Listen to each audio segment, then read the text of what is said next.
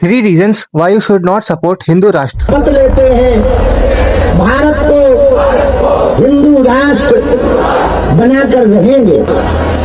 हम हिंदू राष्ट्र बनाएंगे, पर यदि वो गजवाए हिंद कहेंगे तो हम भगवाए हिंद बनाते रहेंगे।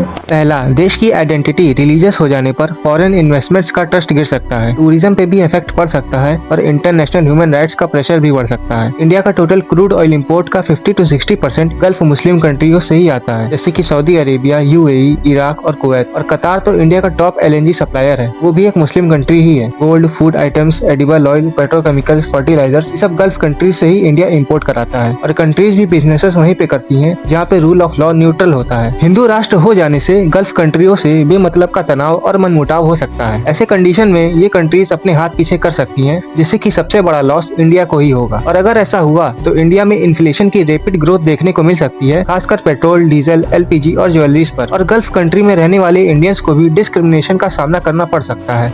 Why are you here? Okay? I want you to go back to India. दूसरा रीजन, इंडियन कॉन्स्टिट्यूशन का बैलेंस टूट सकता है। इंडिया का कॉन्स्टिट्यूशन सेकुलर और डेमोक्रेटिक प्रिंसिपल्स पे बिल्ट है। पूरे वर्ल्ड में इंडिया को लार्जेस्ट डेमोक्रेसी कहा जाता है और अगर हिंदू राष्ट्र जैसी चीज हो भी गई तो फिर काहे की डेमोक्रेसी। इंडिया की टोटल हिंदू पॉपुलेशन 80% है, बाकी 20% माइनॉरिटीज। इंडिया ऑलरेडी एक हिंदू राष्ट्र है, उसको किसी को बनाने की जरूरत नहीं है। एक दिन अखंड भारत बनेगा। अखंड भारत बनेगा एक दिन।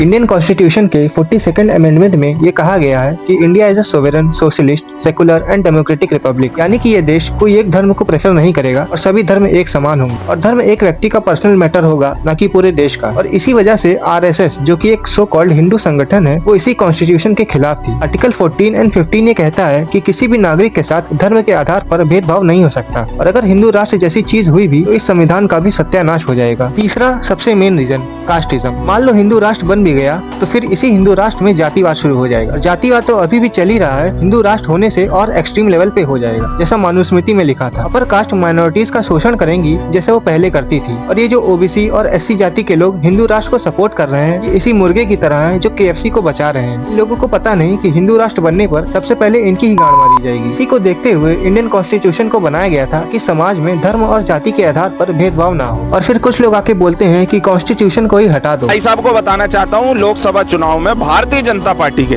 अनेक सांसदों के बयान थे, आप 400 पार कराओ, संविधान चेंज करेंगे। मेरा दलितों और पिछड़ों से एक सवाल है कि क्या तुम्हें फिर से गुलामी करनी है? जब संविधान नहीं था तो कैसे दलितों पे पहले अत्याचार होते थे? उनको न पढ़ने का हक था, न बोलने का हक था, न समाज में रहने का हक था और औरतों को कैसे दबा के रखा जाता था। और ये सब मनुस्मृति में लिखा था और इसी मनुस्मृति का फायदा उठाते थे अपर कास्ट के लोग और ये लोग आज भी इसी मनुस्मृति को सपोर्ट करते हैं। मनुस्मृति भारत का प्रथम संविधान है और मनुस्मृति में एक भी ऐसा वाक्य नहीं है जो भारतीय संविधान के विरुद्ध हो।